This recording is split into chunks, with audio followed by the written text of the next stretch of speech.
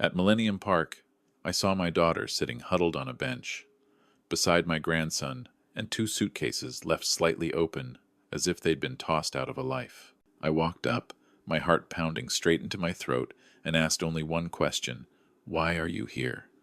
She looked up, her eyes swollen red. "I was kicked out of the house," his family said.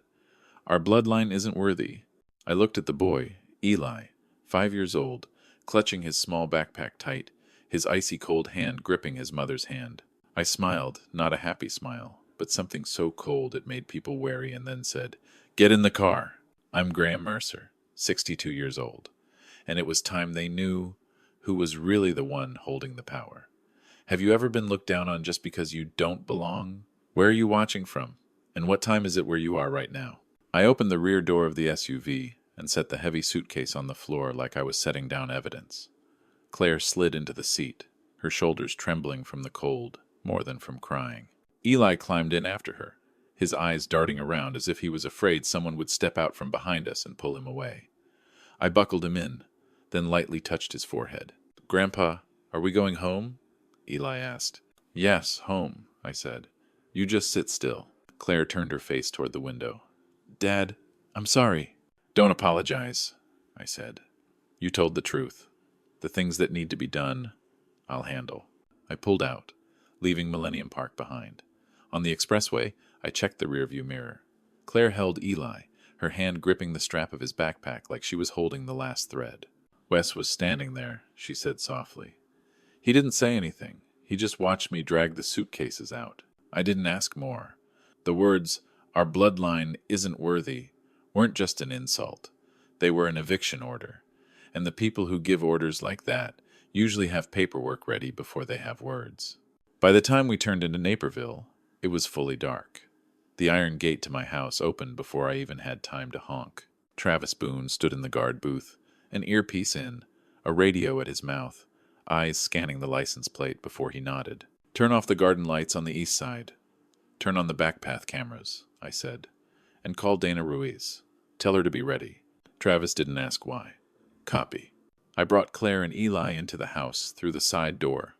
The kitchen was warm, the smell of hot tea in the air. Claire stood frozen for a moment, like someone who'd just stepped out of a storm and still couldn't believe she was safe. I bent down in front of Eli. "Go play in the living room with the housekeeper for a bit. Grandpa and Mom need to talk for a few minutes." Eli looked at his mother. "Mom, don't cry anymore, okay?" Claire nodded, forcing a small smile. "I'll be okay."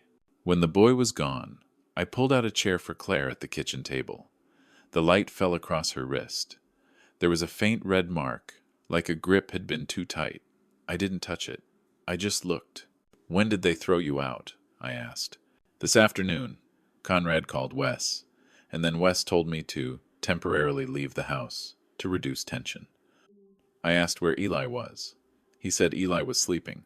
I went upstairs and the locks had already been changed. My things were in the garage. There was a stranger standing next to a small truck. A stranger, like a service. They looked at me like I was a package.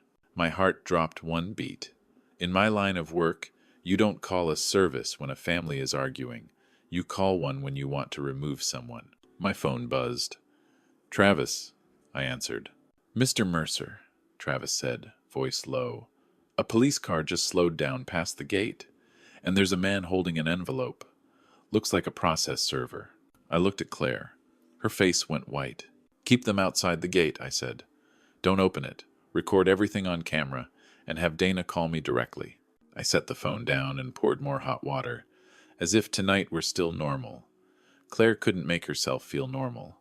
"Dad, what are they doing?" she asked.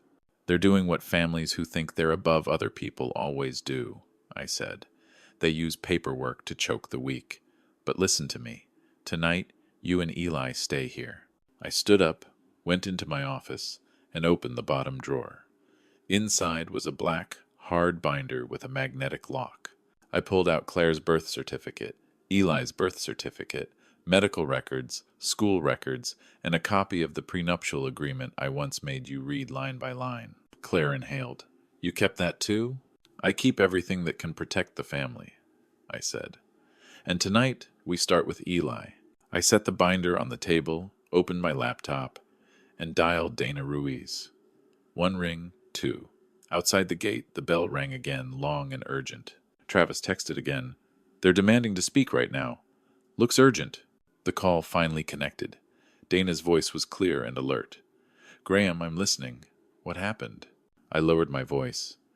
"My daughter was thrown out of her house. There are signs they're preparing to take the kid." Dana didn't sound surprised. "All right. Don't talk to the police, don't sign anything, don't respond to messages without me. You photograph everything. The suitcases, the things they tossed out, the mark on her wrist, the calls. And tonight, do not let anyone get near that boy." Travis called at the exact moment Claire reached for her phone. "Mr. Mercer," he said, "the process server is standing outside the gate. They say it's urgent paperwork. And a patrol car just slowed down, like it's scouting." "Keep them out there," I replied. "Record everything. No one comes in. No one says anything until we have a lawyer." I hung up and looked at Claire. She swallowed hard. "They already made it real papers and all?" "People who like to talk about bloodlines usually believe paperwork is their crown," I said. "But paperwork is also where they leave fingerprints." Claire lowered her head. "Dad, I remember the first dinner at the Halston's house." I remembered too. 2 years ago, I drove up to Hinsdale in the simplest suit I could manage. Conrad Halston's house gleamed like a museum. Chandeliers, thick carpets, the thin clink of glasses like ice. Conrad greeted me with a polite smile, the kind with no warmth. He looked me over from my wristwatch to my shoes, then looked at Claire the way you look at something that's been placed on the wrong shelf. At that dinner, Conrad corrected how Claire placed her napkin, corrected how she held her glass, even corrected how she pronounced the name of a wine. Wes sat beside his wife, smiling, eyes avoiding mine. When Claire talked about her work, Conrad tilted his head and said it like a compliment. "She's smart. It's just a shame. Her foundation isn't like ours." I swallowed that sentence along with a piece of beef as soft as butter.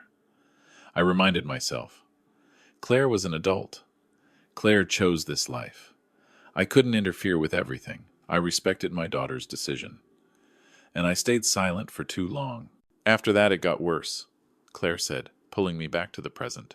Every week was a test. Everything I did was wrong. Everything I said was not up to standard. And then when Eli came, they treated me like the babysitter in their house. Claire's phone lit up again. A message from Wes. "Stay calm. I did this for Eli. My dad is right. We don't fit."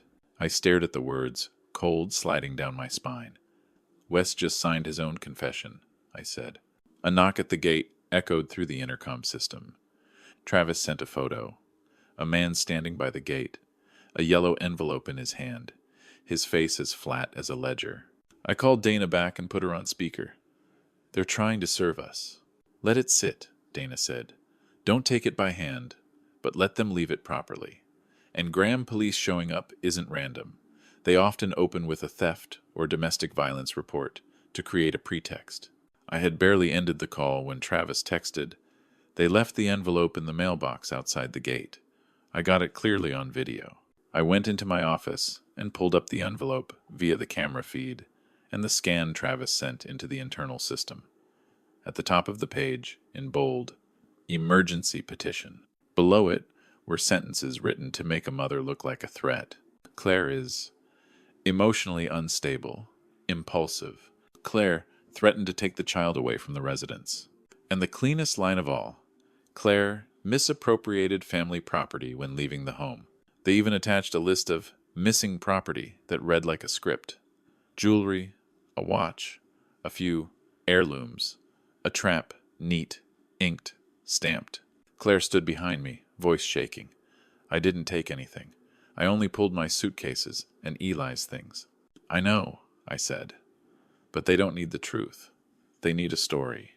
I went back to the kitchen and set the black binder on the table.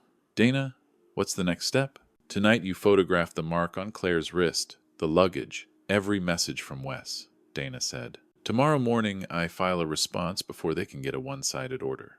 And Graham locked Claire's credit right now." As if on cue, my phone buzzed. Miles Chen, my most trusted forensic financial specialist. "Graham," Miles said bluntly, "I just got an alert. A new credit file was opened under Claire's name. Not a store card. A big line.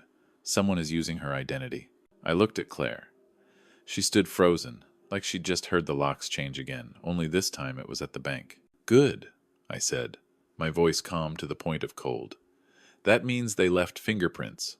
Miles, lock everything down and start building a timeline. I want to know when they started. I ended the call and turned to Claire. They said our bloodline isn't worthy, I said slowly. Tomorrow they're going to learn something. What decides who survives isn't blood.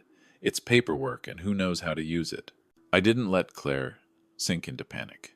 I pulled out a chair for her, set a glass of water in front of her, and said, from now until tomorrow morning, you don't sign anything.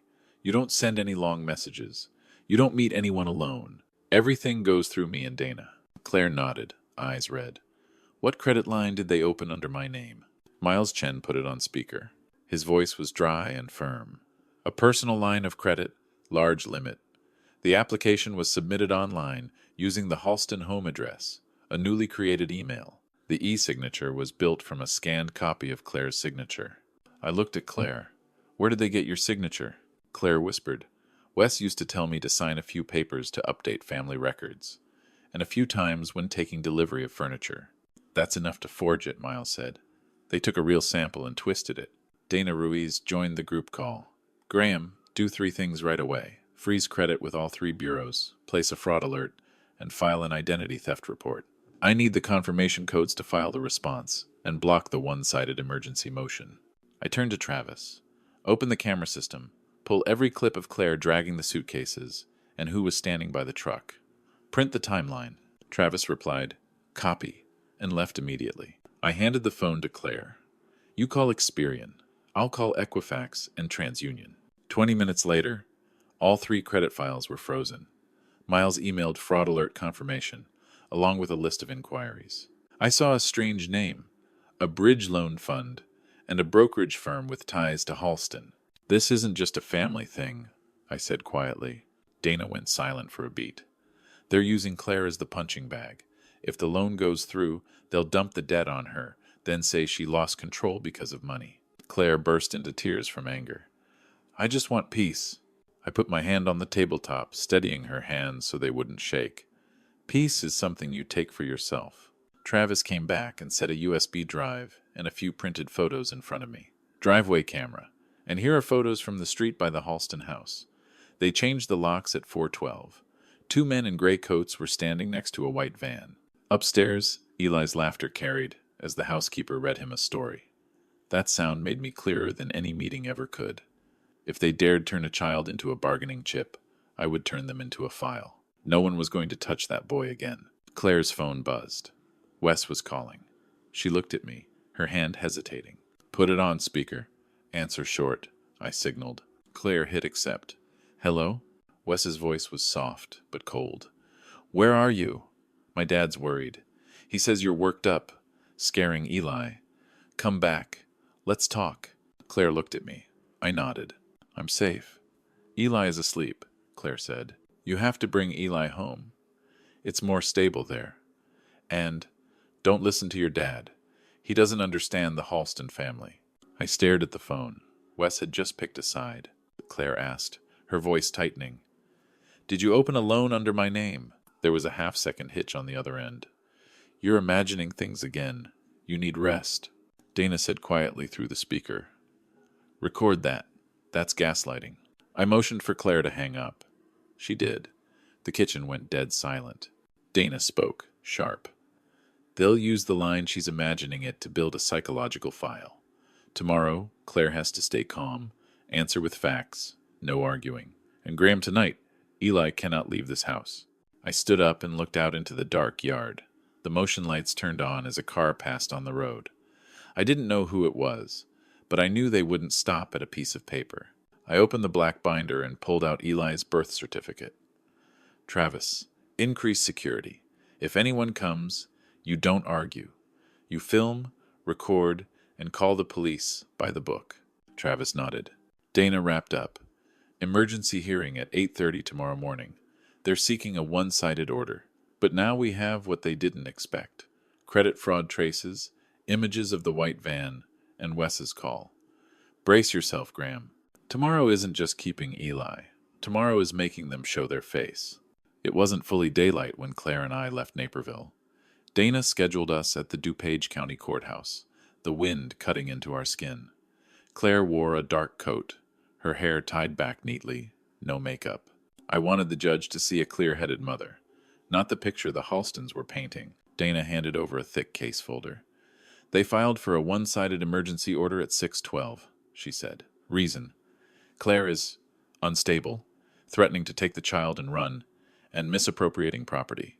She looked at me. But we have the identity theft report, the credit freeze, and Miles's timeline. I put my hand on my daughter's shoulder, felt how thin her shoulder bone had become, and reminded her, today, no shaking. The courtroom was small, the lights cold. Wes was already there, beside a lawyer with a slick smile. Conrad Halston sat in the back row, spine straight as if he were at a party, not asking for an order to take a child. Wes's lawyer stood first. Your Honor, we request temporary custody be granted to the father. The mother shows signs of losing control.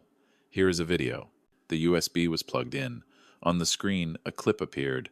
Claire in the Halston kitchen, her voice raised, saying, I can't take this anymore. The clip cut right as Claire turned away. I looked at Dana.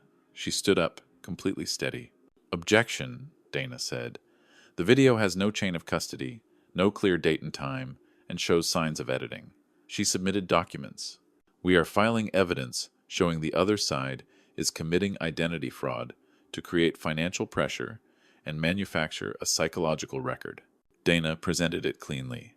The fraud alert, the credit inquiries tied to the Halston home address, and confirmation that a line of credit was opened under Claire's name. The judge asked directly, Miss Mercer, did you open this account? Claire stood. Her voice was hoarse but firm. No, Your Honor. I only discovered it last night.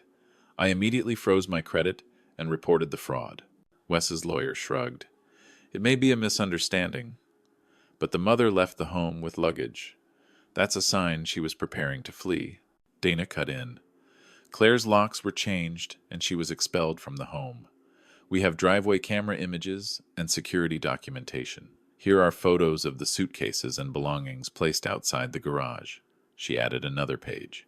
We request a no removal order. No one may take Eli out of the county without the court's approval. The judge turned to Wes. Mr. Halston, do you agree? Wes swallowed. I just want stability for Eli. I heard Conrad snort behind us, like he was irritated the judge had asked the wrong person. But in that courtroom, there was only truth and paperwork. Conrad couldn't use the word bloodline to bend the law. The judge struck the gavel. For now, Eli stays with the mother. The father has visitation on a schedule, exchanges at a neutral location. Neither party may take the child out of the county. And I am ordering an investigation into the credit fraud allegations. Next hearing in 7 days. Claire sat down, her shoulders collapsing as if she'd taken her first breath in a long time. I didn't celebrate. I knew they wouldn't stop just because they'd lost a round. Out in the hallway, Conrad approached, voice low but sharp. You think you won because of a few pieces of paper? Blood decides who belongs. I looked him straight in the eye. No. What decides is who dares to use the law to protect children. Conrad curled his lip. You're just a carrier. I built the whole system so people like you have something to spend, I replied, and walked away. By the time we reached the parking lot, my phone buzzed. Travis. Sir, I identified the transport service they contacted. There's a dispatch order for tonight. Pick-up window from 8 to 10. I looked at Claire, then up at the gray sky. Good, I said. Then tonight, they'll show their face. Dana didn't leave my side after the hearing. She stood right there in the hallway and called a juvenile officer. They'll try to move Eli before the no-removal order has time to circulate, she said. We need tonight to become a caught-in-the-act situation. Back in Naperville, Miles sent me an email that made my blood run cold. Halston Development had used a Mercer Intermodal vendor code to pay for child evaluation plus transport. The provider name, North Lake Youth Transport. Note, pickup window, 8:10 p.m. I called Travis. Pick a spot with a high-angle camera, a clear exit. I need faces, license plates, and the exact words. Woodridge lot next to the supermarket, Travis said. I'll stage people and vehicles hidden, Dana instructed. No tug of war. You just need to let them say their intent out loud. Police will be nearby, waiting for the signal. I texted Wes 3 lines, just enough to be forwarded. Eli is with Claire. Everything goes through lawyers. Don't do something stupid. I knew Conrad would read it and take it as a challenge. At 7:40 p.m., we left the house. I told Claire we were taking Eli out for ice cream so he'd be less scared. Eli hugged a plastic baseball bat in the back seat. The boy asked if he could call Mom, then leaned his head against the window, eyes wide like he was standing watch. At 8:05, I parked in the Woodridge lot, directly under the camera. Travis was 2 rows away, wearing a cap, holding a grocery bag. Dana sat beside me, an earpiece fitted tight. Remember, let them talk. At 8:27, a white van turned in. No logo. It parked at an angle, like it wanted to block an exit. 2 people got out, a big guy in a gray jacket, and a woman holding a clipboard. Plastic zip ties were visible in the man's jacket pocket. 3 minutes later, Wes's black Range Rover rolled in. Wes knocked on the window. Claire lowered it halfway. Wes, I'm here to pick up Eli, he said, voice soft. It's just a temporary evaluation. You've been tense. The woman held out the clipboard. We have a transport directive due to safety concerns, Dana whispered. Ask for a court order. Claire swallowed. Who signed? Is this a court order? The big guy cut in. You don't need to know. We follow procedure. I stepped out. Show me the order, I said. There's a no removal order. Touch that boy, and it's kidnapping. Wes frowned. Don't make this bigger. Eli is a Halston, our bloodline. He doesn't belong with the kind of people. The moment that line dropped, Dana said into the earpiece. That's enough. At the corner of the lot, red and blue lights came on. An officer walked up. Who called? Dana stepped forward and handed over a copy of the court order. I'm the attorney. This is a no removal order. They're trying to take the child with paperwork that is not a court order. The officer turned to the woman.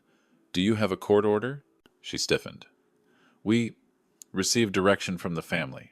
Then you don't, the officer said, and signaled for the van to be checked. The big guy backed toward the rear door. Travis appeared, blocking him, a chest-mounted camera recording. I have video of them carrying zip ties, Travis said. Wes stammered. I didn't know they had ties. I looked him straight in the eye.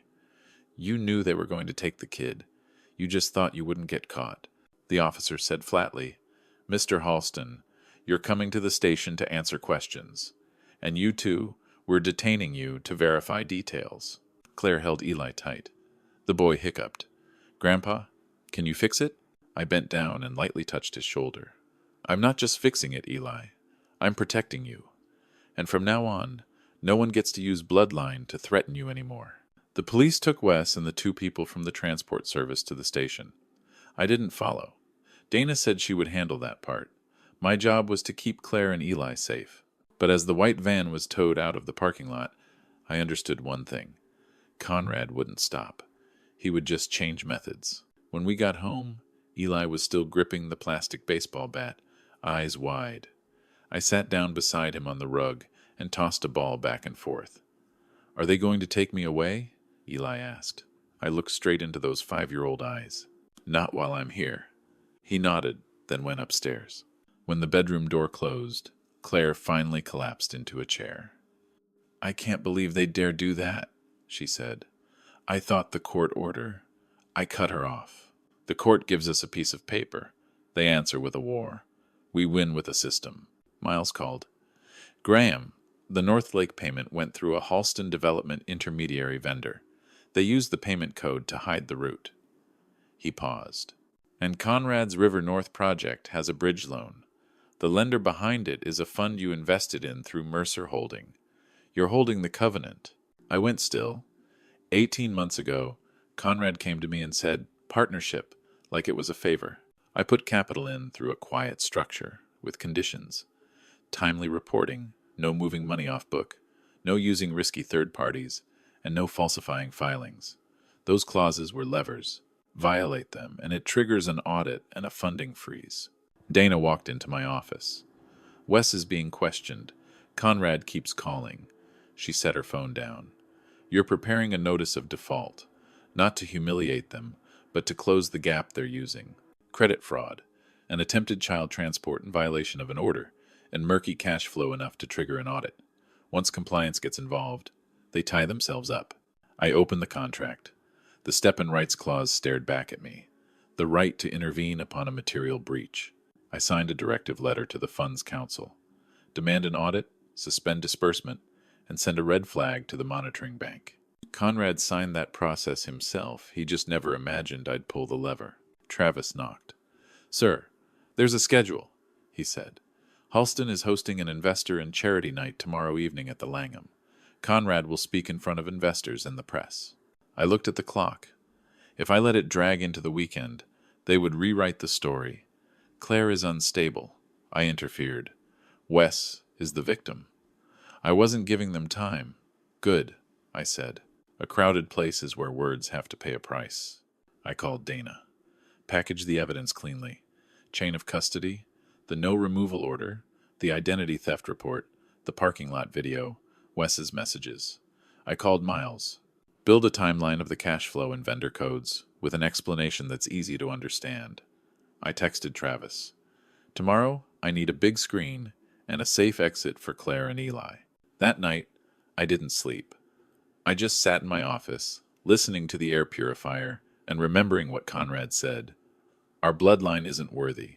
Tomorrow night, in front of hundreds of people, I'd show him that what's most valuable isn't bloodline. It's just the truth and who has enough power to bring it into the light. 7:18 p.m. The Langham glittered like a jewelry box. I stood behind the ballroom, listening to the clink of glasses and the polite laughter. Claire was in a private room with Eli and the nanny. Dana checked her phone. Miles held a briefcase of documents. Travis guarded the service door. Remember, Dana said, don't talk long. Facts only. Let the evidence speak. At 8:02, Conrad Halston stepped onto the stage in a black tuxedo. Tonight we're raising funds for children, he said, and celebrating the River North project. Applause rolled through the room. Wes sat in the front row, his eyes flicking toward the door again and again. Conrad had just lifted his glass when his phone buzzed. His face changed color as he read the screen. He forced a smile, turned back to the mic.